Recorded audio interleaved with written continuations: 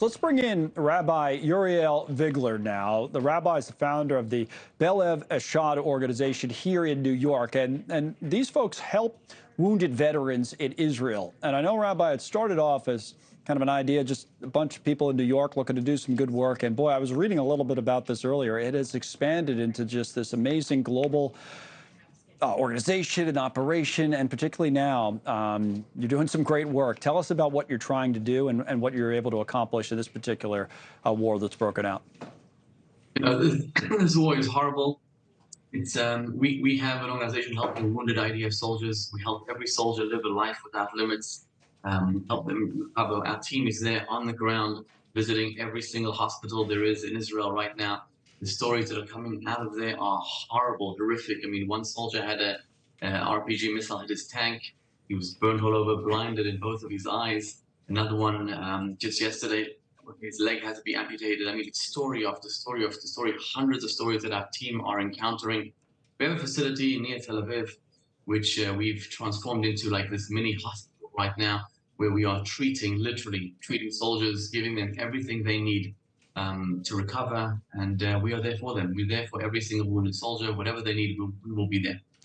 You know, it's interesting that one of our soldiers, I mean, it's shocking. When the war broke out, one of our soldiers, one of our team members who was here in New York, inspiring our whole community. We had 1,000 people at our gala last year. We had 300 people with her last month.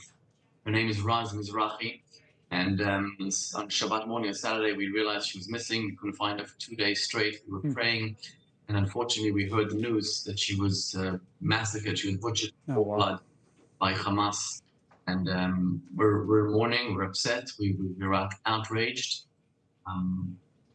That's the enemy we find. It is terrible. Awful ending to that particular story. There have been others where when people are injured, I know you're doing so much to help those people who've gone through so much. You know, we had a young woman, for those who weren't with us in our last hour, named Dana Ophir on the program, former IDF.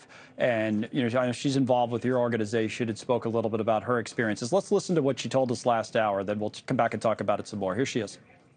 I'm part of a big organization that's called Belev Echad, and is doing amazing things for the soldiers, and is giving, like, there are a lot of wounded soldiers right now in the hospitals, and we made a beautiful house that can rehabilitate the soldiers. And I think she was injured in a previous engagement over there, and, you know, now then spent some time training officers and soldiers for combat. And it must make you feel good, though, Rabbi, to hear from someone like that. And obviously the work is being well received, and it's making a real difference. Our team is comprised primarily of wounded soldiers themselves, and they know best how to treat a wounded soldier himself. You know, it's interesting that the whole war broke out on Simchat Torah. It's a holiday of Simchat Torah, which is where we finish off reading the whole Bible. And last Saturday, we actually began reading the whole Torah from the beginning. And the first verse in the whole Bible says, "In the beginning, God created heavens and earth."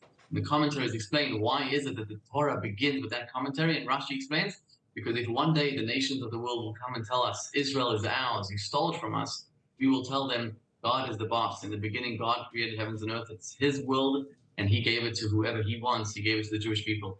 And it's just interesting. That was the first beginning of the whole Bible.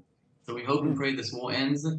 We ask everybody to do a good deed in honor of our brothers and sisters in Israel. If anybody wants to support, we've received a tremendous outpouring of support on our website, www.belevechad.nyc. And if anybody wants, we'd love the help and support we can get. From here in New York, a city that's so closely connected to what's going on in Israel and what's always going on in Israel, you're doing terrific work, Rabbi. Thank you for coming on and telling us a little bit about it today. Thank you. All right.